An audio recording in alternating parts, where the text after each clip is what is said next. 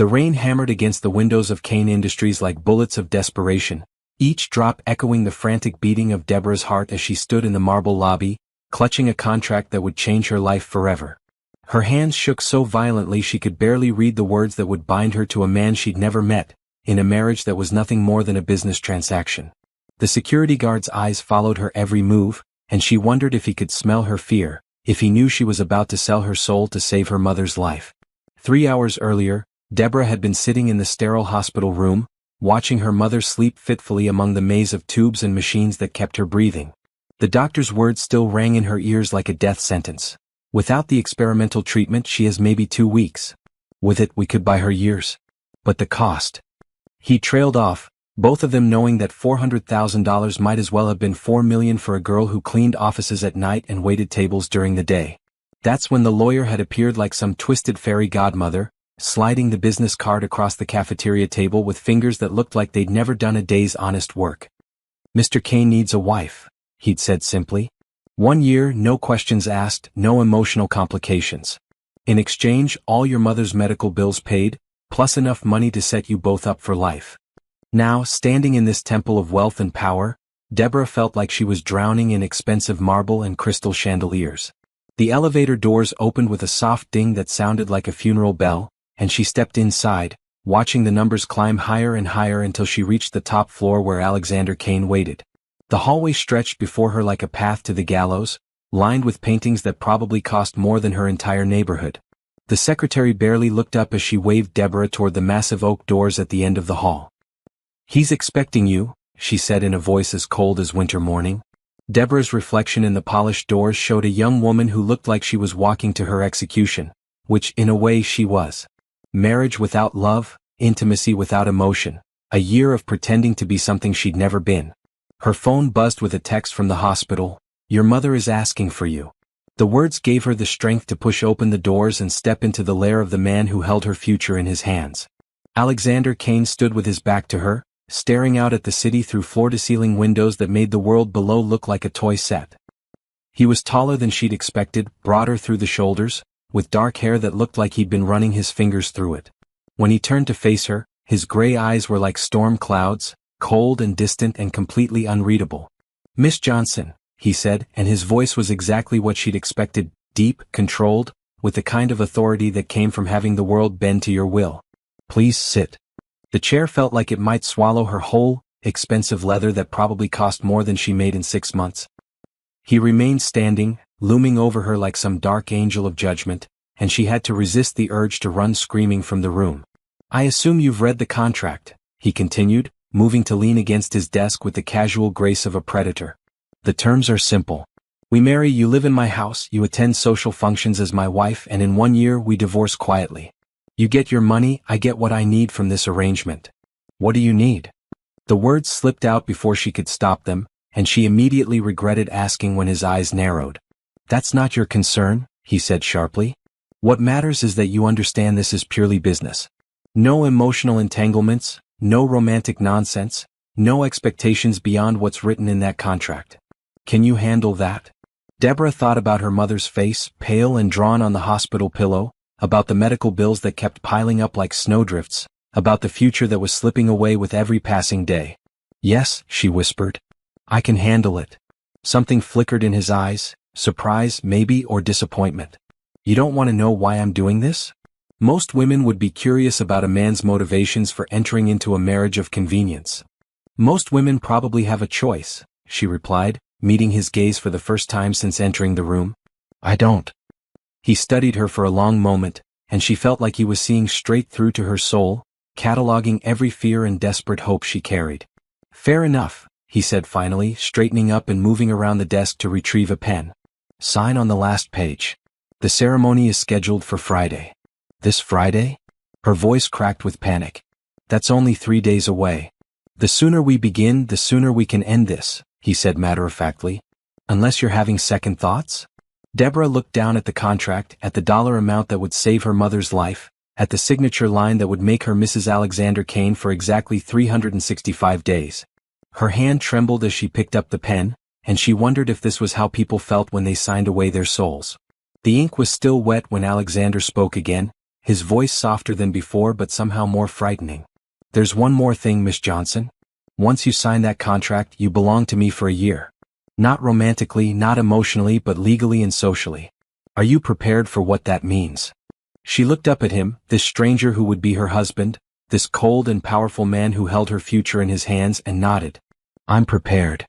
But as she left his office an hour later, walking back through the marble lobby and out into the rain-soaked streets, Deborah knew she wasn't prepared at all. She wasn't prepared for the way her heart had stuttered when he'd smiled that brief, sardonic smile. She wasn't prepared for the warmth she'd glimpsed behind his cold gray eyes. And she definitely wasn't prepared for the way her body had responded when he'd taken the contract from her hands and their fingers had brushed for just a moment. 3 days until she became Mrs. Kane. 3 days until she entered a world she knew nothing about, bound to a man who terrified and intrigued her in equal measure. 3 days until her real life ended and this strange new existence began. As she walked home through the rain, Deborah couldn't shake the feeling that she'd just stepped off a cliff, and she had no idea where she was going to land. The morning of her wedding dawned gray and cheerless, as if even the sky knew this wasn't a day for celebration. Deborah stood in front of the mirror in her tiny apartment, adjusting the simple white dress she'd bought at a discount store, and tried to convince herself she wasn't making the biggest mistake of her life. The dress was pretty enough, nothing fancy, but clean and modest and appropriate for what was essentially a business meeting disguised as a ceremony. Her phone buzzed with a text from Alexander's assistant. "Car will arrive at 10 a.m. Ceremony at City Hall at 11. Mr. Kane will meet you there." Even their wedding day communication was handled through intermediaries, she thought with a bitter laugh. What had she expected? Love letters and flowers from a man who'd made it crystal clear this was nothing more than a contract? The black town car that arrived was probably worth more than her apartment, and the driver who held the door open for her looked like he'd stepped out of a movie about rich people. She felt ridiculous climbing into the back seat in her discount store dress, like a child playing dress-up in her mother's clothes. City Hall was exactly as romantic as she'd expected it to be, which was to say not at all. Gray walls, fluorescent lighting, and the kind of institutional feel that sucked the joy out of everything. She found Alexander waiting in the hallway outside the clerk's office, and her breath caught in her throat despite herself. He was wearing a dark suit that probably cost more than she made in a year, and he looked every inch the successful businessman, powerful, confident, and completely out of her league. "Miss Johnson," he said when he saw her, nodding formally like she was a business associate rather than the woman about to become his wife. "You look appropriate." "Thank you, I think," she replied, not sure if she'd just been complimented or insulted. Everything about this felt wrong, from the sterile setting to the complete lack of emotion in his voice. When she dreamed about her wedding day as a little girl, it had involved flowers and music and a man who looked at her like she was the most beautiful thing in the world. This felt more like signing mortgage papers. The clerk who performed the ceremony was a tired-looking woman who'd clearly done this thousands of times before. She rattled through the words without any feeling, pausing only to ask if they had rings. Alexander pulled out a simple gold band that looked expensive but impersonal, sliding it onto Deborah's finger with all the enthusiasm of someone completing a business transaction. "Do you, Alexander Kane, take Deborah Johnson to be your lawfully wedded wife?" The words echoed in the small room. "I do," he said, his voice steady and emotionless. "Do you, Deborah Johnson, take Alexander Kane to be your lawfully wedded husband?"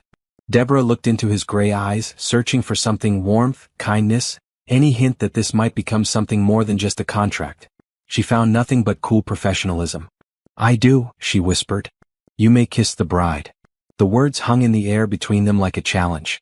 Alexander stepped closer, and Deborah could smell his cologne, something expensive and masculine that made her stomach flutter unexpectedly. His hand touched her cheek, surprisingly gentle, and for a moment she thought she saw something flicker in his eyes. Then his lips brushed against hers, so briefly it was barely a kiss at all, and the moment was over.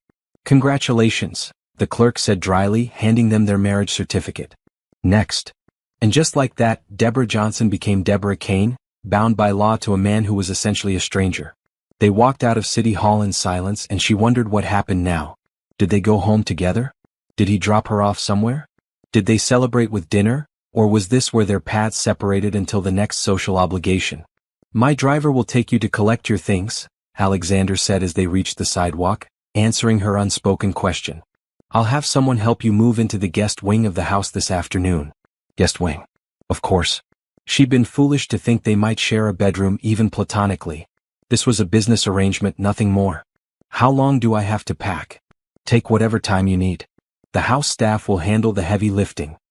He paused, studying her face with those unreadable gray eyes. Are you having regrets already, Mrs. Kane? The name sent a shiver through her that she tried to hide. No regrets, she lied. This is what we both agreed to. Good. He stepped toward a different car, then paused. There's a dinner party tomorrow night. Some business associates and their wives. You'll need something appropriate to wear. I don't really have anything appropriate for dinner parties with business associates, she admitted, feeling heat rise in her cheeks. For the first time since she'd met him, Alexander's expression softened slightly. There's a credit card in your name waiting at the house. Use it to buy whatever you need. Consider it part of your compensation for this arrangement. He was gone before she could respond, leaving her standing on the sidewalk in her discount store wedding dress, married to a billionaire who just handed her access to more money than she'd ever seen in her life. The driver was waiting patiently by the open car door, and she realized this was her new reality now, drivers and credit cards and dinner parties with people who moved in circles she'd never imagined. The ride back to her apartment gave her time to think about what she'd just done. In the span of 20 minutes, she'd become wife to one of the most powerful men in the city. She had access to money that would save her mother's life and security she'd never dreamed of. So why did she feel like she'd just lost something important? Her phone rang as the car pulled up to her building. Deborah? Her mother's voice was weak but alert. How are you feeling today, honey? I'm good, Mom. Really good. The lie came easily. The treatment starts tomorrow, right? The doctors say they've never seen insurance coverage like this. They're amazed at how comprehensive it is. I don't know how you managed it. Don't worry about that, Deborah said quickly. Just focus on getting better. After she hung up, she sat in the car for a moment longer, looking up at the shabby building that had been her home for the past 3 years. By tonight, she'd be living in a mansion with a man who'd married her for reasons he wouldn't explain. She'd have servants and expensive clothes and access to a world she'd only seen in movies. The driver cleared his throat politely. Mrs. Kane? Shall I wait while you pack? Mrs. Kane. She supposed she'd better get used to that. Yes, she said, straightening her shoulders. I won't be long. As she climbed the stairs to her apartment for the last time, Deborah tried to push away the nagging feeling that she'd just made a deal with the devil. Alexander Kane might be her husband now, but she was under no illusions about what that meant. This was business, pure and simple. The sooner she accepted that, the easier the next year would be. But as she packed her few belongings into worn suitcases, she couldn't stop thinking about that moment when his hand had touched her cheek, or the brief flicker of something human she'd seen in his eyes. Maybe it was just wishful thinking, but she couldn't shake the feeling that there was more to Alexander Kane than the cold businessman he presented to the world. She was about to find out. The Kane mansion was even more intimidating at night than it had been in the photographs Alexander's assistant had sent her. Deborah pressed her face to the car window as they drove through iron gates that looked like they belonged on a fortress, past manicured gardens lit by subtle spotlights that made everything look like a fairy tale. The house itself was a sprawling estate that seemed to go on forever, all glass and stone and impossible angles that spoke of money beyond her comprehension. Welcome home, Mrs. Kane, the driver said as he helped her out of the car, and the words sent another shiver through her. Oh. This place would be her home for the next year, but it felt about as welcoming as a museum. The front door opened before she could knock, revealing a woman in her 50s with steel gray hair and a kind face. You must be Deborah, she said warmly, extending a hand. I'm Margaret, the house manager. Mr. Kane asked me to show you to your rooms and help you get settled. At least someone in this house seemed human, Deborah thought gratefully. Thank you. I have to admit, I'm feeling a little overwhelmed. Perfectly understandable, Margaret said, leading her through a foyer that was bigger than her entire former apartment. It's a big house, but you'll feel more comfortable once you've had a chance to settle in. Mr. Kane is in his study. He said to tell you he'll see you at breakfast tomorrow morning. Of course he did, Deborah thought. Their wedding night, and he was hiding in his study while she got a tour from the housekeeper. She supposed she should be grateful for the space, but it still stung that he couldn't even be bothered to welcome his new wife to their home. The guest wing was on the opposite side of the house from Alexander's master suite, Margaret explained as they climbed a curved staircase that belonged in a palace. You'll have complete privacy here, your own sitting room, bedroom, bathroom, and a small office if you need it for anything. The kitchen staff can prepare meals for you separately if you prefer, or you can join Mr. Kane in the main dining room. What does he usually prefer? Deborah asked. Margaret's expression became carefully neutral. Mr. Kane typically takes his meals alone. He's very focused on his work. They reached a set of double doors that Margaret opened with a flourish. "You're sweet," she announced, and Deborah's jaw dropped. The sitting room was decorated in soft blues and creams, with comfortable furniture arranged around a fireplace and floor-to-ceiling windows that looked out over the gardens. The bedroom beyond was twice the size of her old apartment, with a bed that looked like it belonged to royalty and another fireplace flanked by built-in bookshelves. The bathroom was pure luxury marble surfaces, a soaking tub that could hold 3 people, and a shower with enough jets to wash a small army. "This is incredible," Deborah breathed, running her fingers along the silk curtains. "It's like something out of a magazine." "Mr. Kane wanted you to be comfortable," Margaret said, and there was something in her tone that made Deborah look at her more closely. "You've worked for him long?" 15 years, Margaret replied. "Since he was just starting out in business. He's a good man, though he doesn't always show it." There was definitely a story there, but before Deborah could ask more questions, Margaret was showing her the walk-in closet that had been stocked with basic necessities and pointing out the intercom system that would connect her to the kitchen and house staff. "Breakfast is typically served at 7, Margaret said as she prepared to leave. "But if you prefer different hours, just let us know. We're here to make your stay as pleasant as possible." Stay. Even the housekeeper thought of this as temporary. After Margaret left, Deborah wandered through her new rooms, touching the expensive fabrics and trying to process the reality of her situation. This was her home now, at least for the next year. She was married to Alexander Kane, but they were living like polite strangers who happened to share the same address. She unpacked her few belongings, feeling ridiculous hanging her discount store clothes in a closet that was designed for a fashion magazine wardrobe. Tomorrow she'd use that credit card to buy things that fit her new role, but tonight she was still just Deborah Johnson wearing a wedding dress that had cost less than the throw pillows on her new sofa. Sleep was impossible. Every sound in the unfamiliar house made her jump, and the bed was so big she felt lost in it.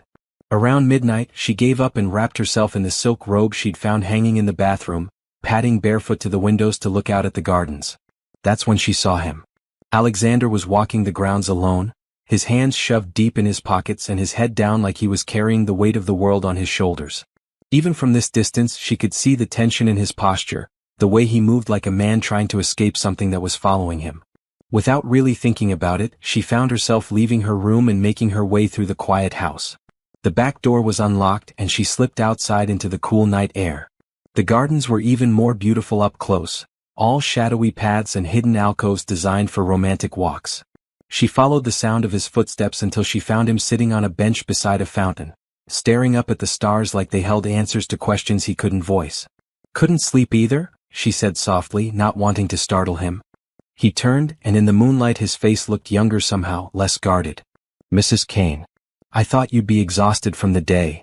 "It's been a lot to process," she admitted, sitting down on the other end of the bench, careful to maintain distance between them. "This is all very different from what I'm used to." "I imagine it is." He was quiet for a moment, then surprised her by asking, "Are you regretting it already?" "Are you?" He smiled then, just a slight curve of his lips, but it transformed his entire face. "Touché. To answer your question, no, I'm not regretting it. This arrangement serves my purposes, and you seem like you'll hold up your end of the bargain." "What purposes?" The question slipped out before she could stop herself. "I mean, I know it's not my business, but I can't help wondering why a man like you needs a wife badly enough to pay for one." His expression closed off immediately, the warmth disappearing like it had never been there. "You're right. It's not your business." They sat in awkward silence after that, the fountain providing the only sound between them. Deborah felt like she'd ruined something, though she wasn't sure what. Finally, Alexander stood. "I should let you get some rest," he said formally. "Margaret will help you with anything you need tomorrow. I'll be at the office most of the day." "Alexander," she called as he started to walk away. He stopped but didn't turn around. "Thank you. For everything. I know this isn't what either of us wanted, but thank you." He stood there for a long moment, his back rigid, before nodding once and disappearing into the shadows. Deborah sat alone by the fountain for a while longer, thinking about the brief moment when he'd seemed almost human, almost approachable. This was going to be harder than she'd thought. Living in the same house as Alexander Kane, being married to him but not really married, pretending this was normal when everything about it felt surreal. She'd signed up for a year of playing a role, but she was beginning to realize she had no idea what that role actually entailed. As she made her way back to her room, Deborah caught herself wondering what Alexander's story was, what had made him so closed off and guarded. What had happened to make him think marriage was something you could reduce to a business contract? She fell asleep finally as dawn was breaking, and she dreamed of gray eyes and sad smiles and a man walking alone through moonlit gardens, carrying secrets she might never understand. The morning brought new challenges that Deborah hadn't anticipated. She woke to find Margaret had left several shopping bags outside her door, along with a note explaining that Alexander's assistant had selected some basic items to get her started. Inside were clothes that probably cost more than she used to make in a month, elegant dresses and perfectly tailored blazers that somehow fit her exactly. Breakfast was served in a dining room that could have seated 20 people, but Alexander was already gone by the time she made her way downstairs. Mr. Kane left early for the office, the cook explained apologetically. He said to tell you the car will be available whenever you need it for shopping. So this was how it would be, Deborah realized. Ships passing in the night, polite messages delivered through staff, a marriage that existed only on paper and in public appearances. She spent the day exploring the house and grounds, trying to make herself feel at home in a place that felt more like a very expensive hotel. The shopping trip that afternoon was an education in how the other half lived. Alexander's credit card opened doors at stores where Deborah had never dared to set foot, and personal shoppers appeared like magic to help her select an appropriate wardrobe for her new role as Mrs. Kane. She left with enough clothes to fill her enormous closet and a guilty conscience about the amount of money she'd spent in a single afternoon. It was that evening at dinner that things began to shift between them. Alexander appeared in the dining room at 7 sharp, looking tired but impeccably dressed as always. "How was your first day as a Kane?" he asked, taking his seat at the opposite end of the long table. "Educational," Deborah replied, feeling ridiculous shouting across the expanse of polished wood between them. "Do we always have to sit so far apart? I feel like I need a megaphone to have a conversation." Something flickered in his eyes, surprise, maybe amusement. "Old habits," he said, but he picked up his plate and moved to the chair across from her instead of at the head of the table. "Better? Much?" She studied his face, noting the lines of exhaustion around his eyes. "Long day at the office?" "They're all long days." He cut into his steak with precision that spoke of years of practiced manners. "I trust Margaret and the staff took good care of you?" "Everyone's been wonderful. Almost too wonderful. I keep waiting for someone to point out that I don't belong here." "You're my wife," he said simply. "You belong here as much as anyone." The words were matter-of-fact, but they sent a little thrill through her anyway. "On paper maybe. That's the only way that matters." But he was watching her carefully as he said it, like he was trying to figure out what she was thinking. They ate in more comfortable silence after that, and Deborah found herself stealing glances at him when she thought he wasn't looking. Without his usual mask of cold professionalism, he was even more attractive than she'd realized. There was something compelling about the way he moved, the way he listened when she spoke, the hint of vulnerability he couldn't quite hide. "Can I ask you something?" she said as dessert was being served. "You can ask. I reserve the right not to answer." "Fair enough." She took a breath, choosing her words carefully. "Yesterday you said this arrangement serves your purposes. I'm not asking what those purposes are, but is there anything I should know? Anything that might affect how I need to act in public?" Alexander set down his fork and leaned back in his chair, studying her with those penetrating gray eyes. "Why do you ask?" "Because tomorrow night I'm going to be introduced to your business associates as your wife, and I have no idea what story we're supposed to be telling. How did we meet? How long have we known each other? Are we supposed to be madly in love, or is this obviously a practical arrangement?" "We met through mutual friends 6 months ago," he said after a pause. "It was a whirlwind courtship. We're compatible, fond of each other. Not the great romance of the century, but a solid partnership based on mutual respect and shared goals." "What are my shared goals supposed to be?" "Supporting my career. Charitable work. The usual interests of a society wife." Society wife. The phrase made her stomach clench. "And what if someone asks about our future plans? Children, that sort of thing?" His expression darkened immediately. "That won't be an issue. Because the marriage ends in a year, or because you don't want children?" "Both." The word was final, cutting off any further discussion of the topic. They finished dinner in silence after that, the brief moment of connection evaporating like it had never existed. As they rose from the table, Alexander paused. "Deborah." The sound of her name in his voice made her look up. "Tomorrow night will be important. These people will be watching us, looking for any sign that this marriage isn't conventional. Can I trust you to play your part convincingly? The question stung more than it should have. I signed a contract, didn't I? I'll do whatever you need me to do. Good. But he didn't look satisfied by her answer. If anything, he looked almost disappointed. That night, Deborah lay in her enormous bed staring at the ceiling and trying to understand the complex man she'd married. Every time she thought she was getting a glimpse of the real Alexander Kane, he retreated behind his walls of cool professionalism. What was he so afraid of? What had made him so determined to keep everyone at arm's length? She was still awake when she heard footsteps in the hall outside her room, then the soft click of a door closing. He was having trouble sleeping too, she realized. Whatever demons he was carrying were keeping him up at night just like they were keeping her awake. Without really deciding to do it, she found herself getting up and pulling on her robe. The house was dark and quiet, but she made her way through the halls until she found herself outside what had to be his study. Light leaked from under the door, and she could hear the soft sound of papers rustling. She raised her hand to knock, then let it fall. What would she say? What excuse could she give for seeking him out in the middle of the night? They were married, but they were strangers. He'd made it clear that personal questions were off limits, that this was purely a business arrangement. But as she stood there in the dark hallway, listening to him move around in his study, Deborah couldn't shake the feeling that they were both hiding from something. Maybe it was loneliness, maybe it was fear, maybe it was just the strangeness of this situation they'd created. But whatever it was, they were both awake and alone when they could have been keeping each other company. Tomorrow night they would have to convince a room full of people that they were a real couple. Maybe it was time they started learning how to be friends. The morning of the dinner party brought an unexpected crisis that would change everything between them. Deborah woke with a pounding headache and a fever that made the room spin when she tried to sit up.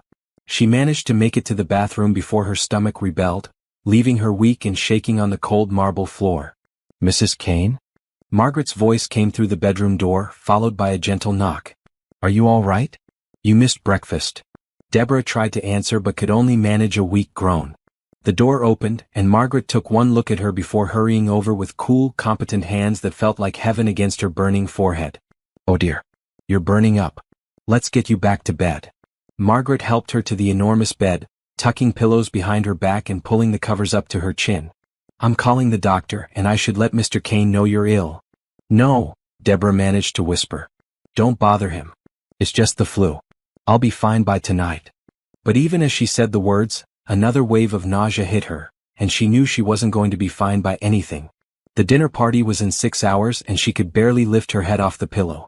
Margaret ignored her protests and disappeared, returning with a cool cloth for her forehead and a determined expression. The doctor will be here within the hour, and Mr. Kane is on his way home. He can't leave work because of me, Deborah protested weakly. He said tonight was important. You're his wife, Margaret said firmly. That makes you important too. An hour later, Deborah was drifting in and out of feverish sleep when she heard voices in her sitting room. The doctor, she thought hazily, but then the bedroom door opened and Alexander appeared, looking more concerned than she'd ever seen him. How is she? He asked Margaret quietly, but his eyes were fixed on Deborah's pale face. The flu, as she suspected. The doctor says it should run its course in a few days, but she needs rest and fluids. She's been asking about tonight, worried about missing your dinner party. Alexander moved closer to the bed, and Deborah tried to sit up, embarrassed to be seen in such a state. I'm sorry, she whispered. I know tonight was important.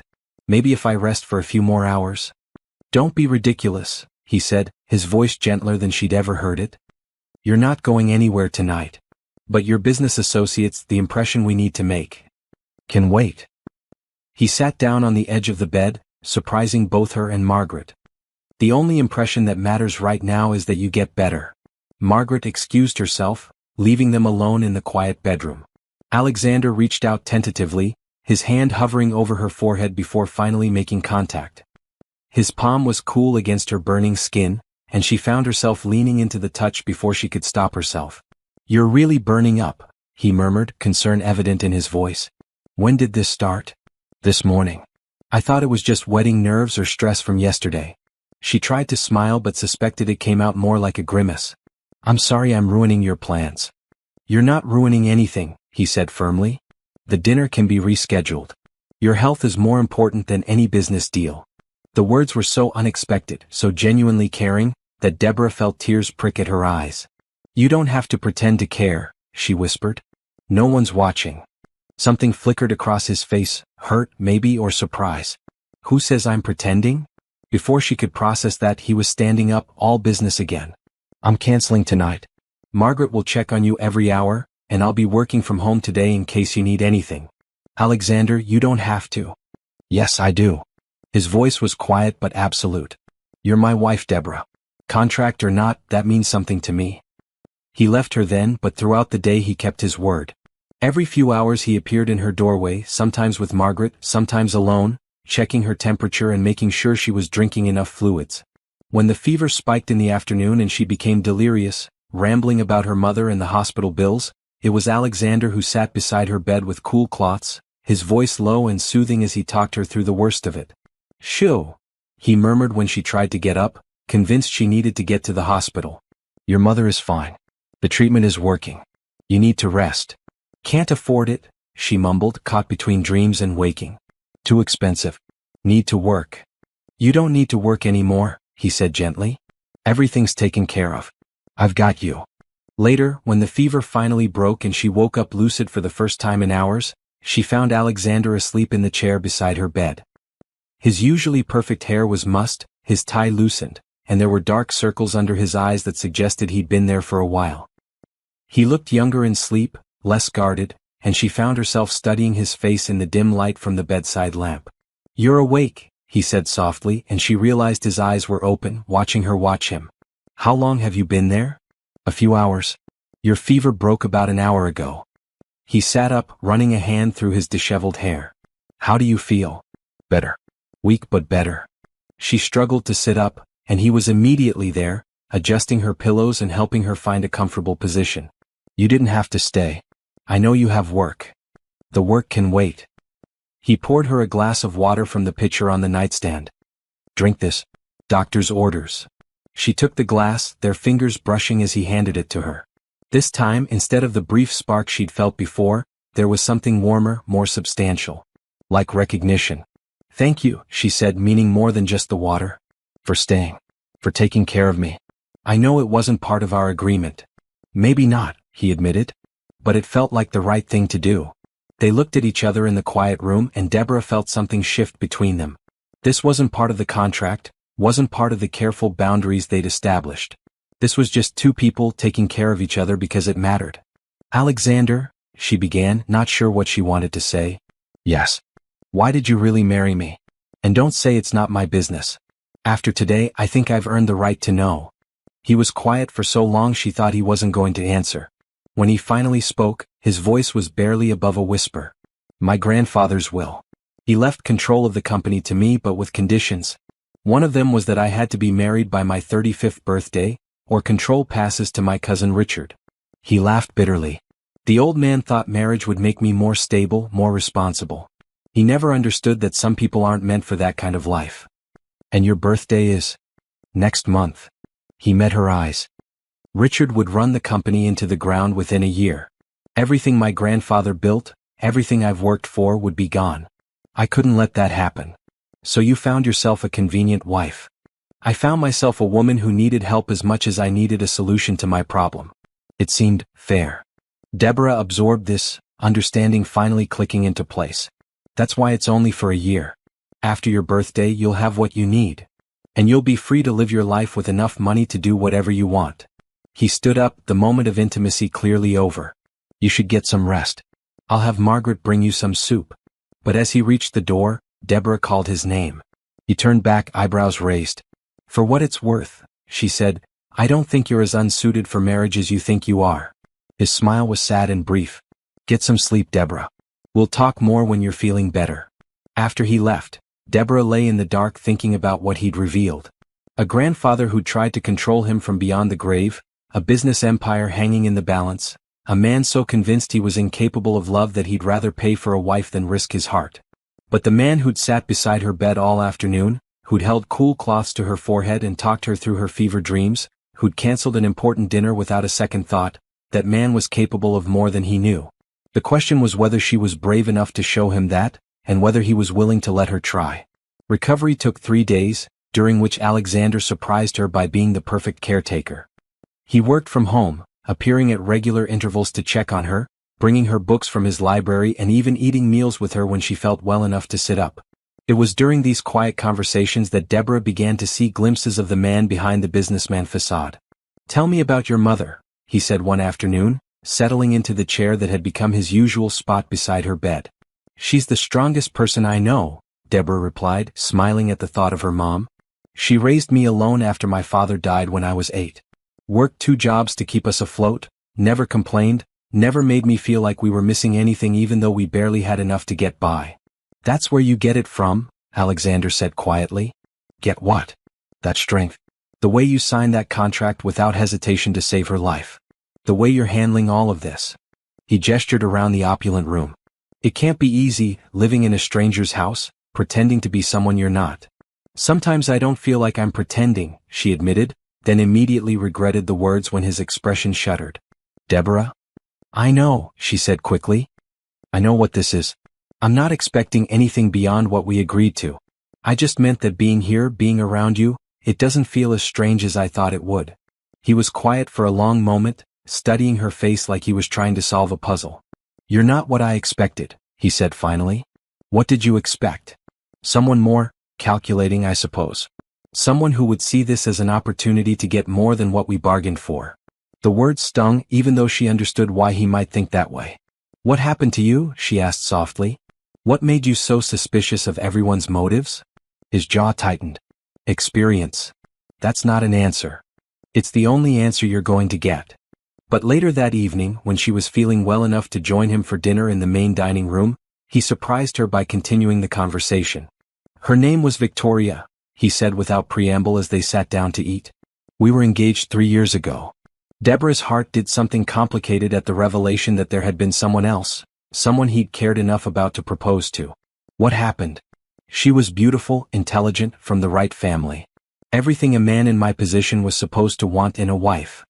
His smile was bitter. "What I didn't know was that she was also sleeping with my best friend and business partner, planning to take half my assets in the divorce after bleeding me dry in a prenup that heavily favored her." "Oh, Alexander." The words came out as barely a whisper. "I'm so sorry. I found out 2 weeks before the wedding. Photos, hotel receipts, recorded conversations about how easy it was going to be to take me for everything I was worth." He cut into his steak with more force than necessary.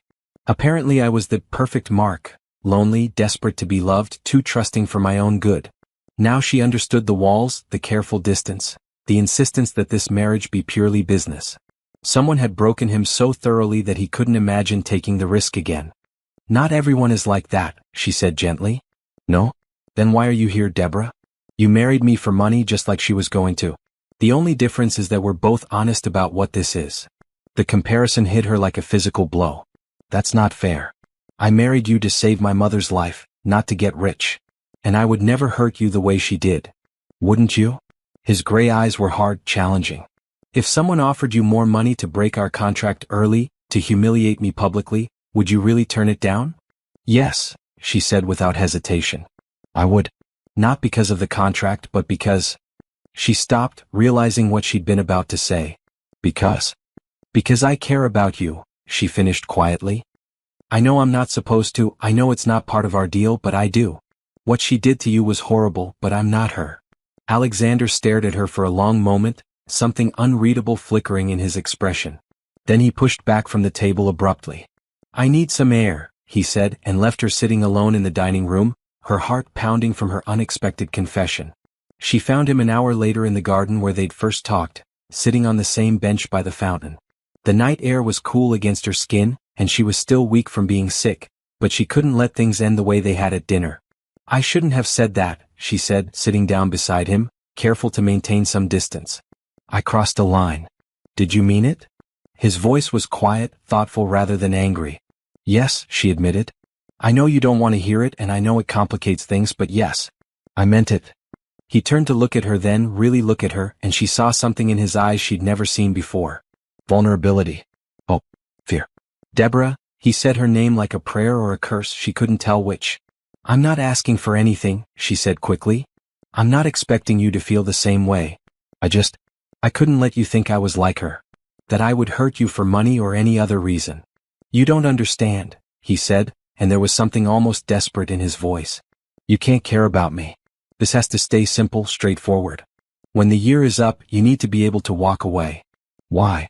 Because I won't be able to let you go if this becomes real. The words hung between them like a confession, raw and honest and completely unexpected. Deborah's breath caught in her throat as she processed what he'd just admitted. Alexander. I can't do this again, he continued as if the words were being torn from him. I can't care about someone and watch them leave. I can't trust someone with my heart and have them destroy it. I won't survive it a second time. Without thinking, she reached for his hand, covering it with both of hers. His skin was warm and she could feel the slight tremor in his fingers. Then don't let me leave, she whispered. He looked down at their joined hands, then back up at her face, and she saw the exact moment when his carefully constructed walls began to crumble. Deborah, he said again, but this time her name sounded like surrender. I know this wasn't what either of us planned, she said, moving closer to him on the bench. I know it's scary and complicated and probably stupid. But what if we stopped fighting it? What if we just saw what happened? What if you break my heart? What if I don't? For a moment they just looked at each other, the fountain providing a soft soundtrack to the most important conversation of their lives. Then Alexander raised his free hand to cup her cheek, his thumb brushing across her skin with infinite gentleness. This is such a bad idea, he murmured, but he was leaning closer as he said it. Terrible, she agreed, her eyes fluttering closed as his lips got closer to hers. We're going to regret this. Probably. And then he was kissing her, really kissing her, not the brief brush of lips from their wedding but something deep and desperate and full of all the longing they'd both been trying to deny. She melted into him, her hands fisting in his shirt as she kissed him back with everything she had. When they finally broke apart, both breathing hard, Alexander rested his forehead against hers. What happens now? She whispered. I have no idea, he admitted. But I don't think I can go back to pretending I don't want you. Then don't, she said simply. Don't pretend anymore. He kissed her again, softer this time but no less meaningful, and Deborah felt something inside her chest crack open. This wasn't part of the contract. This wasn't what either of them had signed up for. But as Alexander's arms came around her, holding her like she was something precious and fragile and worth protecting, she realized that sometimes the best things in life were the ones you never saw coming. They sat in the garden until the early hours of the morning, talking and kissing and slowly, carefully, beginning to tear down the walls that had kept them apart. It was the beginning of something neither of them had expected, something that would change everything. The contract marriage was becoming something real, and for the first time since she'd signed those papers, Deborah began to hope that maybe, just maybe, this story might have a happy ending after all. The next morning brought an awkwardness that neither of them quite knew how to navigate. Deborah woke in her own bed, alone, and for a moment wondered if the previous night had been some fever-induced dream. But the memory of Alexander's kiss, the feel of his hands in her hair, the way he'd looked at her like she was something precious, all of it was too vivid, too real to have been imagined. She found him in the breakfast room, hidden behind a newspaper like a shield, his coffee growing cold beside an untouched plate of eggs. The tension in his shoulders was visible even from across the room. Good morning, she said softly, pouring herself coffee from the sideboard. Morning. He didn't look up from the paper, but she caught the slight tightening around his eyes that suggested he was as unsure about this new territory as she was. Alexander. She sat down across from him, waiting until he finally lowered the newspaper. Are we going to pretend last night didn't happen? That might be the smartest thing to do, he said, but his gray eyes were fixed on her face with an intensity that contradicted his words. Since when do either of us do the smart thing? She asked with a small smile. If we were smart, we never would have gotten married in the first place. A reluctant smile tugged at the corners of his mouth. Fair point. He folded the newspaper and set it aside, giving her his full attention. Deborah, about last night? If you're about to apologize for kissing me, don't, she interrupted. Unless you regret it. Do you regret it? He was quiet for a long moment, studying her face like he was memorizing it. No, he said finally. I don't regret it, but I'm terrified of what it means. It means we stop pretending we're just business partners, she said gently. It means we see where this goes without the walls and the careful distance. And when it ends badly. When you realize what you've gotten yourself into and decide the money isn't worth dealing with my issues? The pain in his voice made her chest ache. She reached across the table and took his hand, relieved when he didn't pull away. What if it doesn't end badly? What if this is the beginning of something amazing? I don't know how to do this, he admitted. I don't know how to be in a real relationship anymore. Victoria, what she did to me, it changed something fundamental. I don't trust my own judgment when it comes to people's motives. Then let me prove myself to you, Deborah said. Not with words but with actions. Give me the chance to show you that not everyone will hurt you. Before he could respond, Margaret appeared in the doorway. I'm sorry to interrupt, but Mr. Kane, your mother is on the phone. She says it's urgent. Alexander's face went carefully blank. Tell her I'll call her back. She said you'd say that. She also said to tell you that if you don't take this call, she's driving over here herself. Something that might have been fear flickered across Alexander's expression. Fine. Put her through to my study. He stood, then paused, looking down at Deborah. This conversation isn't over. I'm counting on it, she replied. He was gone for over an hour, and when he returned, he looked like he'd aged 10 years. His face was pale, his jaw tight with barely controlled emotion. Alexander? What's wrong? He poured himself a scotch despite the early hour, downing half of it in one swallow. My mother has decided she needs to meet you. She's coming for dinner tonight. That's good, isn't it? I should meet your family. You don't understand. He finished the scotch and immediately poured another. My mother is complicated. She has very specific ideas about the kind of woman I should marry, and she's never been shy about expressing her disapproval of my choices. She didn't approve of Victoria? Actually, she loved Victoria. Thought she was perfect for me. His laugh was bitter. Shows how much my mother's judgment is worth. Deborah felt a chill of apprehension. And she doesn't know about our arrangement? God, no. As far as she knows, this is a real marriage between two people who are madly in love. He met her eyes. Can you play that part convincingly? Because if my mother suspects this isn't real, she'll make both our lives hell until she gets to the truth. How convincing do we need to be? Very. She's like a bloodhound when it comes to sniffing out deception. He ran a hand through his hair, a gesture she was beginning to recognize as a sign of his stress. She'll ask you personal questions, want to know how we met, when we knew we were in love, what our plans are for the future. She'll be watching every interaction between us, looking for any sign that we're not what we claim to be. The irony wasn't lost on Deborah that they'd have to pretend to be in love when they were both still figuring out what was happening between them. What's our story? The same one I told you before. We met through mutual friends, it was a whirlwind romance, we're very happy together. He looked at her seriously.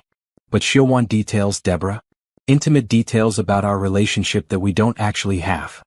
Then we'd better create some, she said, surprising herself with her boldness. Tell me about yourself. Really tell me. What's your favorite color? What makes you laugh? What are you afraid of besides getting your heart broken? For the next several hours they talked like they never had before. Alexander told her about his childhood, about the pressure of growing up as the heir to a business empire, about the loneliness of never knowing if people liked him for himself or for his money. Deborah shared stories about her mother, about the struggles of growing up poor but loved, about her dreams and fears and the things that mattered most to her. Slowly, carefully, the walls between them began to come down. I was afraid of the dark until I was 12, Alexander admitted as they walked through the garden in the afternoon sunshine. Had to sleep with a nightlight, which my father thought was embarrassing for a future CEO. I still sleep with a stuffed elephant my mother gave me when I was 5, Deborah confessed. His name is Peanut and he's probably the most important thing I own. Where is he now? Packed away in one of my boxes. I was embarrassed to put him out in this fancy room. Alexander stopped walking and turned to face her. This is your home now, Deborah. At least for the next year. You should have whatever makes you comfortable. Even a ratty old stuffed elephant? Especially a ratty old stuffed elephant. His smile was warm and genuine. I'd like to meet Peanut. As evening approached and the time for his mother's arrival drew near, Deborah found herself more nervous than she'd been since the day she signed the contract. Playing the role of loving wife to convince business associates was one thing, but fooling Alexander's mother felt like a much bigger challenge. Relax, Alexander said, adjusting his tie in the mirror. Just be yourself. She's going to love you. How can you be so sure? He turned from the mirror and walked over to where she stood fiddling with her dress, one of the new ones he'd bought her, elegant but not ostentatious. His hands settled on her shoulders, warm and steadying. Because I'm falling in love with you, he said quietly. And despite all her faults, my mother has always wanted me to be happy. The words hit her like a bolt of lightning, unexpected and devastating in their honesty. Alexander. I know it's too soon, he said quickly, I know this complicates everything. But I needed you to know before tonight, before we have to pretend. I needed you to know that for me, it wouldn't be pretending. Before she could respond, the doorbell rang, echoing through the house like a call to battle. Alexander's mother had arrived, and it was time to find out if their newfound feelings were strong enough to survive the first real test of their unusual marriage. Eleanor Kane was not what Deborah had expected. Tall and elegant with silver hair swept back in a perfect chignon, she carried herself with the kind of confidence that came from a lifetime of wealth and privilege. But her eyes, the same gray as Alexander's, were warm when she looked at her son and genuinely curious when they turned to Deborah. "So you're the woman who finally captured my son's heart," she said, taking Deborah's hands in both of hers. "I was beginning to think he was going to die a bachelor." "Mother," Alexander warned, but there was affection in his voice. "Don't mother me, darling. I'm simply stating facts." Eleanor's smile was sharp and knowing. "Though I must say this was all rather sudden. One day Alexander tells me he's married to a woman I've never heard of, the next day I'm having dinner with my new daughter-in-law. Love doesn't follow a schedule," Deborah said, pleased when her voice came out steady and confident. "No, it certainly doesn't." Eleanor's eyes narrowed slightly, the expression of a woman who'd spent decades reading people and situations. "Tell me, dear, how exactly did you two meet?" Over dinner, Deborah found herself weaving a story that felt surprisingly natural, building on the foundation she and Alexander had established while staying close enough to the truth that she wouldn't trip herself up. They'd met at a charity gala, she said, been drawn to each other immediately despite coming from such different worlds. "Alexander never mentioned you before the wedding," Eleanor observed, cutting into her salmon with surgical precision. "In fact, he's been remarkably secretive about his personal life lately." "I prefer to keep my private life private," Alexander said smoothly, reaching over to take Deborah's hand. The touch sent a familiar jolt through her, and she had to remind herself that they were performing for an audience. "Since when?" "You used to tell me everything." Eleanor's smile was still pleasant, but there was steel underneath. "What makes this relationship so different?" "Because it's real," Deborah said before Alexander could answer, the words coming from some deep, honest place inside her. "Because it's not about impressing anyone or meeting expectations. It's just us." Something shifted in Eleanor's expression, a softening that hadn't been there before. "And how do you feel about marrying into all this?" She gestured around the elegant dining room. "The money, the social expectations, the constant scrutiny? Honestly, it's terrifying," Deborah admitted. "But Alexander makes it worth it." "How?" The question hung in the air between them, and Deborah realized this was the test. This was what Eleanor really wanted to know, not whether they'd met at a charity gala or how long they'd known each other, but whether what they had was real enough to survive the pressures that came with being a Kane. "He sees me," Deborah said quietly, her eyes finding Alexander's across the table. "Not what I can do for him, not what I represent, just me. When I'm with him, I feel like the best version of myself." "And you, Alexander?" Eleanor turned to her son. "How do you feel about your new bride?" Alexander's gaze never left Deborah's face. "She saved my life," he said simply. "I didn't even realize I was drowning until she pulled me to shore." The emotion in his voice was so raw, so honest, that Deborah felt tears prick at her eyes. Eleanor noticed too, her sharp gaze moving between them with new understanding. "Well," she said finally, settling back in her chair with what looked like satisfaction. "That's quite different from your usual type." "Meaning?" "Meaning Victoria never looked at you like you hung the moon, and you never looked at her like she was your salvation." Eleanor's smile was genuine now, reaching her eyes. "I like this one much better." The rest of dinner passed more easily, with Eleanor regaling them with stories from Alexander's childhood and Deborah sharing carefully edited tales from her own upbringing. As the evening wound down, Eleanor surprised Deborah by pulling her aside while Alexander was seeing to their coats. "I need to ask you something and I want an honest answer," she said, her voice low and serious. "Are you pregnant?" "What?" Deborah's voice came out as a squeak. "No. Why would you think that?" "Because my son has spent the last 3 years swearing off marriage and relationships, and suddenly he's married to a woman he's never mentioned before. In my experience that usually means one of two things, a scandal that needs covering up or a baby on the way." "There's no baby," Deborah said firmly. "We got married because we fell in love, not because we had to." Eleanor studied her for a long moment, then nodded. "Good. I want grandchildren eventually, but I'd prefer they come from love rather than obligation." She paused. "You do love him, don't you? Really love him?" The question hit harder than it should have, forcing Deborah to confront feelings she'd been trying not to examine too closely. "Yes," she whispered. "I do. And he loves you?" "He says he does." "But you don't believe him?" Deborah thought about the contract upstairs in her dresser drawer, about the expiration date on their marriage, about all the reasons Alexander had for not trusting his own heart. "I want to," she said finally. "But it's complicated." "Love always is," Eleanor said with a knowing smile. "The question is whether it's worth fighting for." After Eleanor left, Deborah and Alexander walked through the garden in comfortable silence, both processing the evening's events. The performance had gone well, better than well actually. For long stretches of the dinner, it hadn't felt like performing at all. "She likes you," Alexander said as they settled on their favorite bench by the fountain. "She's very direct. That's one way to put it." He turned to look at her, his expression serious in the moonlight. "Thank you. For tonight, for what you said about us. You didn't have to make it sound so real. What if it wasn't just an act?" The words slipped out before she could stop them. "What if what I said in there was true?" Alexander went very still. "Deborah? I know this isn't what we planned. I know it complicates everything. But I can't keep pretending that what I feel for you is just part of the contract." "What are you saying?" She took a deep breath, gathering her courage. "I'm saying that somewhere between signing those papers and tonight, I fell in love with you. Really, truly, completely in love with you."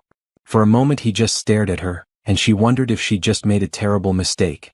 Then he was reaching for her, pulling her into his arms, his lips finding hers in a kiss that was desperate and hungry and full of months of suppressed longing. When they finally broke apart, both breathing hard, Alexander rested his forehead against hers. "I love you too," he whispered. "God help me, I love you so much it terrifies me." "Then don't let fear win," she said, her hands framing his face. "Don't let what Victoria did keep you from taking a chance on us. What if I hurt you? What if I'm not capable of being the husband you deserve?" "What if you are?" she countered. "What if we're exactly what each other needs?" He kissed her again, softer this time but no less meaningful. When he pulled back, his eyes were dark with something that made her pulse race. "Come upstairs with me," he said quietly. "Not to the guest wing. To my room." The invitation hung between them, weighted with implication and possibility. This would change everything, would cross a line that couldn't be uncrossed. Once they took this step, there would be no going back to the careful distance of their contract marriage. "Are you sure?" she asked, even as every cell in her body was crying out yes. "I've never been more sure of anything in my life," he said, standing and offering her his hand. Deborah looked at his outstretched palm, thinking about the scared, desperate woman who had signed a contract with a stranger just a few months ago. That woman had been looking for salvation in the form of money to save her mother's life. She'd never expected to find it in the form of love with the most unlikely man imaginable. She took his hand, letting him pull her to her feet and lead her back toward the house. Toward his room. Toward a future that suddenly looked nothing like what either of them had planned, but everything like what they both needed. The contract marriage was about to become something real in every sense of the word, and as they climbed the stairs together, Deborah felt like her real life was finally about to begin. Alexander's bedroom was a revelation, not the cold, impersonal space she'd expected, but warm and lived in, with books scattered on the nightstand and family photos on the dresser. It was the room of a man, not a business machine, and stepping into it felt like being invited into his most private self. "Second thoughts?" he asked softly, noticing her hesitation at the threshold. "About being here?" "No." She moved deeper into the room, touching the spine of a worn novel on his bedside table. "About everything else?" "Maybe." He was behind her in an instant, his hands settling gently on her shoulders. "We don't have to do anything you're not ready for," he said. "We can just talk, or I can take you back to your room. There's no pressure, Deborah." She turned in his arms, struck by how different he looked here in his private space. Younger somehow, more vulnerable, like the careful masks he wore for the world had finally been set aside. "It's not that I don't want to," she said, her hands finding the buttons of his shirt. "It's that once we do this, I won't be able to pretend this is just a business arrangement anymore." "Would that be so terrible?" He caught her hands in his, stilling her movements. "Having this be real? What happens when the year is up?" The question that had been haunting her finally found voice. "What happens to us when you have what you need from the marriage?" Alexander's expression grew serious, his gray eyes searching her face. "What do you want to happen?" "I want us to have forever," she admitted, the words barely above a whisper. I want this to be real, not just for tonight or for the next few months, but for always. I want to wake up next to you when we're 70 and still feel this way. Something shifted in his face, a wall crumbling that she hadn't even realized was still there. Deborah, he said her name like a prayer. Do you mean that? Yes, she said without hesitation. But I need to know that you want the same thing. Not because of the contract or your grandfather's will or any external pressure, but because you can't imagine your life without me in it. Alexander cupped her face in his hands, his thumbs brushing away tears she hadn't realized were falling. I tore up the contract, he said quietly. What? 3 days ago while you were sick. I sat in my study and tore it into pieces. His smile was soft and wondering. Do you know why? She shook her head, not trusting her voice. Because I realized that keeping you bound to me by a piece of paper wasn't enough anymore. I want you to choose to be here, choose to be with me, not because you have to but because you want to. His voice grew rough with emotion. I want you to marry me again, Deborah. Really marry me this time with no contracts or conditions or expiration dates. Just two people who love each other promising to build a life together. The words hit her like a tidal wave, washing away every fear and doubt she'd been carrying. Alexander. I know it's crazy, he continued, the words tumbling out like he'd been holding them back for too long. I know I'm asking you to trust a man who was too broken to believe in love just a few months ago. But you changed everything, Deborah. You made me remember what it feels like to hope, to dream about a future that includes someone else. I don't want a year with you, I want forever. Instead of answering with words, she kissed him, pouring every ounce of love and relief and joy she felt into the contact. When they finally broke apart, both breathing hard, she pressed her forehead to his. Is that a yes? He asked, and she could hear the vulnerability beneath the hope in his voice. That's a yes to everything, she whispered. Yes to forever, yes to marriage, yes to you. What happened next was inevitable, had been building between them since that first night in the garden when they'd talked under the stars. Alexander's hands tangled in her hair as he kissed her again, deeper this time, with a passion that spoke of months of careful restraint finally breaking free. Are you sure? He asked against her lips, giving her one last chance to change her mind. I've never been more sure of anything, she replied, her fingers working at the buttons of his shirt with trembling hands. When he lifted her and carried her to the bed, Deborah felt like she was floating. This wasn't the desperate coupling of two people seeking physical release. This was the joining of two souls who had found their perfect match. Alexander's touch was reverent, worshipful, like he was memorizing every inch of her skin. I love you, he whispered against her throat as he kissed his way down her body. I love your strength, your kindness, the way you make me want to be a better man. Show me, she whispered back, and he did. In the quiet aftermath, as they lay tangled together in the moonlight streaming through his windows, Alexander traced lazy patterns on her bare shoulder. There's something I need to tell you, he said softly. Deborah tensed slightly, but his touch remained gentle, soothing. What is it? This was your first time. It wasn't a question, and there was wonder in his voice, like he couldn't quite believe what had just happened between them. Heat flooded her cheeks. Was it that obvious? No, he said quickly, pressing a kiss to her temple. You were perfect. It's just, I could tell. And I need you to know how much that means to me, that you trusted me with something so precious. I trust you with everything, she said simply. My heart, my body, my future. All of it. Even though I've made such a mess of things? Even though I almost let fear keep us apart. She turned in his arms so she could look at him properly. Especially because of that. You could have hidden behind your walls forever, but you chose to let me in. That takes incredible courage. I didn't feel courageous. I felt terrified. The bravest people usually do. She kissed him softly. Besides, I was just as scared. I'd never felt anything like this before, never wanted someone the way I want you. It was overwhelming. And now it feels like coming home. She snuggled closer to him, marveling at how perfectly she fit against his side. Like everything that happened before was just preparing me for this moment, for you. They talked until dawn, sharing secrets and dreams and fears they'd never voiced to another soul. Alexander told her about the loneliness of his childhood, about the pressure of living up to impossible expectations, about the walls he'd built to protect himself from disappointment. Deborah shared her own struggles, her fears about not being good enough for his world, her dreams of making a difference somehow. What do you want to do? He asked as the first light of morning crept across the sky. With your life, I mean. Now that you don't have to worry about money, what would make you happy? Besides being with you? She considered the question seriously. I'd like to help people somehow. Maybe work with your foundation or start my own charity. There are so many families like mine struggling to afford medical care, barely getting by. I want to make a difference. We'll make a difference, he corrected gently. Together. The word sent a thrill through her. Together. They were truly together now in every way that mattered. What about your mother? Deborah asked suddenly. What will she think about us tearing up the contract and getting married again? Alexander laughed, the sound rich and warm in the quiet room. She'll probably take credit for it. She's been telling me for years that I needed to find a woman who would challenge me, who wouldn't be impressed by my money or intimidated by my reputation. Is that what I do? Challenge you? Every single day, he said, rolling over to pin her beneath him with a playful growl. You make me question everything I thought I knew about myself, about what I wanted from life. You turned my carefully ordered world upside down. Good, she said, pulling him down for another kiss. I like you better upside down. As the sun rose over the gardens where they'd first begun to fall in love, Deborah reflected on the incredible journey that had brought them to this moment. She'd entered into a contract marriage to save her mother's life, never dreaming that she'd end up saving her own heart in the process.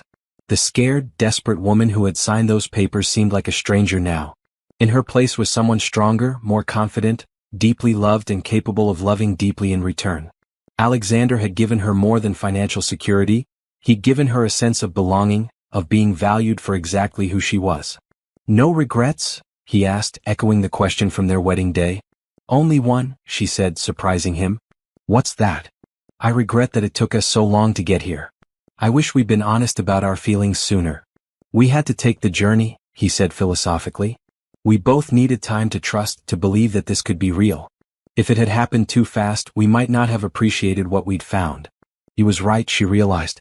They'd both come into this arrangement broken in different ways, him from betrayal, her from desperation. They'd needed time to heal, to learn to trust again, to discover that love could exist without hidden agendas or ulterior motives. I love you, Alexander Kane, she said, marveling at how natural the words felt now. I love you too, Deborah Kane, he replied. My wife, my partner, my salvation. Forever. Forever. 6 months later, Deborah stood in front of the mirror in what had once been the guest wing but was now her art studio, adjusting the simple but elegant dress she'd chosen for their second wedding. This time, there would be flowers and music and guests who came to celebrate love rather than witness a business transaction. You look radiant, her mother said from the doorway, her voice strong and clear in a way that still made Deborah's heart soar with gratitude. The experimental treatment had worked better than anyone had dared hope, and while Margaret Johnson would always need to be careful with her health, she was very much alive and determined to see her daughter properly married. I feel like I'm dreaming, Deborah admitted, smoothing her hands over the flowing silk of her gown. 6 months ago, I was a completely different person. No, sweetheart. 6 months ago, you were exactly who you are now, you just hadn't met the man who could see it yet. Margaret moved into the room, her eyes bright with unshed tears. I'm so proud of you not just for finding love, but for being brave enough to fight for it. I almost gave up so many times, Deborah confessed. There were moments when I was convinced he'd never be able to trust me, never be able to see past that contract to what we could be together. But you didn't give up. And neither did he. Margaret took her daughter's hands, squeezing gently. That's how I know this is real, lasting love. It's not just about the feelings, it's about the choice to keep choosing each other, even when it's hard. A soft knock on the door interrupted them, and Eleanor Kane peered around the corner. May I come in? I have something for the bride. Over the past months, Deborah had grown to genuinely love Alexander's mother, discovering that beneath her sharp exterior was a woman with a fierce capacity for loyalty and affection. Eleanor had become something of a mentor to her, helping her navigate the complexities of her new social position while never making her feel inadequate for her humble background. These belonged to Alexander's grandmother, Eleanor said, opening a velvet jewelry box to reveal a stunning set of pearl earrings and necklace. She wore them on her wedding day and I wore them on mine. I'd be honored if you'd wear them today. Eleanor, they're beautiful, but I couldn't. Deborah began. Nonsense. Your family now really and truly family. Besides, Eleanor's eyes twinkled with mischief, I have it on good authority that my son is planning to give you a push present that will make these look like costume jewelry. A push present? Deborah looked confused. But I'm not pregnant. Eleanor and Margaret exchanged a knowing look. Not yet, Eleanor said meaningfully. But Alexander mentioned something about wanting to give you an anniversary gift that you could pass down to your children someday. The idea of children, of a future that stretched out bright and unlimited before them, made Deborah's heart skip. She and Alexander had talked about it in the quiet moments between sleeping and waking, whispered conversations about the family they wanted to build together. He's been planning this wedding for months, Eleanor continued as she helped Deborah with the necklace. Every detail, every flower, every piece of music. He wanted it to be perfect for you. It already is perfect, Deborah said softly. Because it's real this time. Downstairs, the garden had been transformed into something from a fairy tale. White roses and baby's breath created an aisle lined with candles, leading to an arbor where Alexander waited with the minister who would perform their ceremony.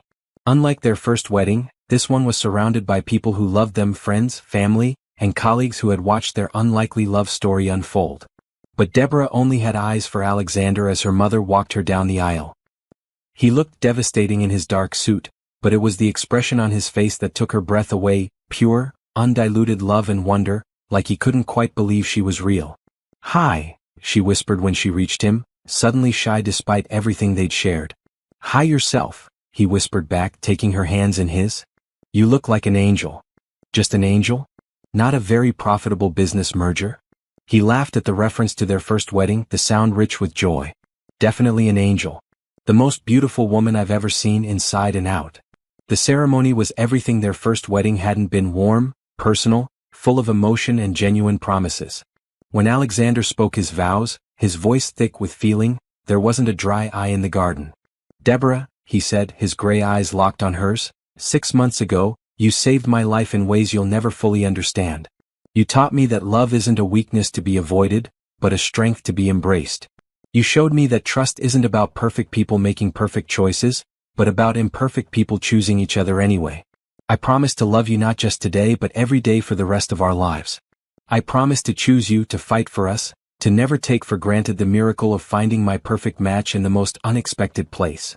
When it was Deborah's turn, she spoke from her heart about the man who had started as a stranger and become her salvation. "Alexander, you taught me that I'm worthy of love, that I don't have to settle for less than everything. You saw value in me when I couldn't see it in myself.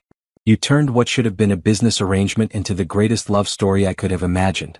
I promise to challenge you, to stand beside you, to love you with everything I have for as long as I live."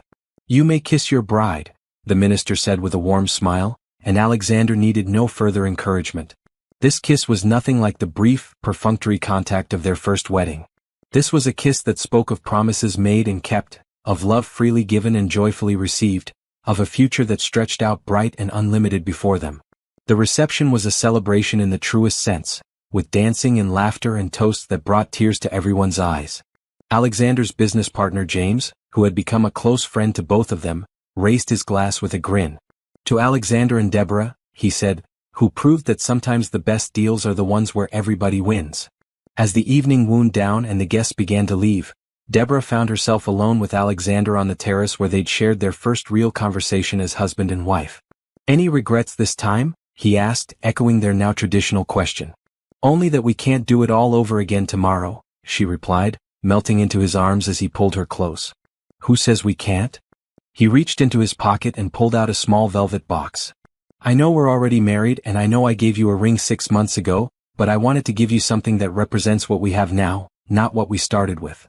Inside the box was a ring that took her breath away, a vintage design with a central diamond surrounded by smaller stones that caught the light like stars. It was elegant and timeless and completely perfect. "Alexander, it's gorgeous, but you've already given me so much. I've given you money and security and a nice place to live," he said, sliding the ring onto her finger where it fit perfectly beside her original wedding band. "But you've given me everything that matters: love, hope, a reason to believe in happy endings. This ring represents the real us, the couple we chose to become." "I love it," she whispered, holding her hand up to admire the way the diamonds sparkled in the moonlight. "I love you. I love you too, Mrs. Kane. My real wife, my true partner, my happily ever after." As they swayed together on the terrace, surrounded by the scent of roses and the soft glow of candlelight, Deborah marveled at the journey that had brought them to this moment. A year ago, she'd been a woman with no options, signing a contract that felt like selling her soul. Tonight, she was a woman who had everything she'd ever dreamed of and some things she'd never dared to imagine. What are you thinking about? Alexander asked, sensing her mood. Just, all of it. How different everything is now. How different I am. You're not different, he said, echoing her mother's words from earlier. You're just free to be yourself now. Free to dream, to hope, to love without reservation. We both are, she pointed out. You're not the same man who proposed a contract marriage to a stranger. No, I'm not. I'm the man who fell in love with his wife and discovered that the best things in life can't be bought or negotiated or controlled. They can only be received as gifts. What happens now? She asked, though unlike the first time she'd posed that question, it wasn't born of fear but of excitement for their future. Now we live, he said simply. We build the life we want together. We travel, we work, we make a difference in the world. Maybe we have a couple of kids who will argue about whether they want to be artists or business people. Artists? Deborah said firmly. Definitely artists. We'll see about that, Alexander replied with a laugh. Either way, we love them and give them everything we didn't have growing up, security, but also freedom to choose their own path. As they made their way back into the house and up to their bedroom, truly their bedroom now, with both their belongings mixed together in easy harmony, Deborah reflected on the strange alchemy that had transformed a cold business arrangement into the greatest love story she could have imagined. Do you think other people get fairy tale endings like this? She asked as Alexander helped her out of her wedding dress, his touch gentle and reverent. I think most people do if they're brave enough to believe in them, he replied. We just took a more unusual path to get there. Later, as they lay together in the moonlight streaming through their windows, Deborah traced patterns on Alexander's chest and thought about the future stretching out before them. There would be challenges, she knew, there always were in any marriage. But they'd proven they could weather storms together, that they could choose love even when it was scary or uncertain. Forever starts now, Alexander murmured against her hair. Forever started the moment you kissed me in the garden, she corrected. Everything else has just been learning how to live up to it. I love you, Deborah Kane. I love you too, Alexander Kane. My husband, my partner, my happy ending. And as sleep claimed them both, wrapped in each other's arms and surrounded by the promise of countless tomorrows, Deborah knew that sometimes the most beautiful stories began with the most unlikely first chapters. Their contract marriage had become a love story for the ages, proving that sometimes the best things in life were the ones you never saw coming. The scared woman who had signed those papers to save her mother's life was gone, replaced by someone stronger, braver, and deeply loved. And the broken man who had thought love was just another business transaction had discovered that it was actually the most important deal he'd ever make, and the only one that truly mattered. Their forever had officially begun.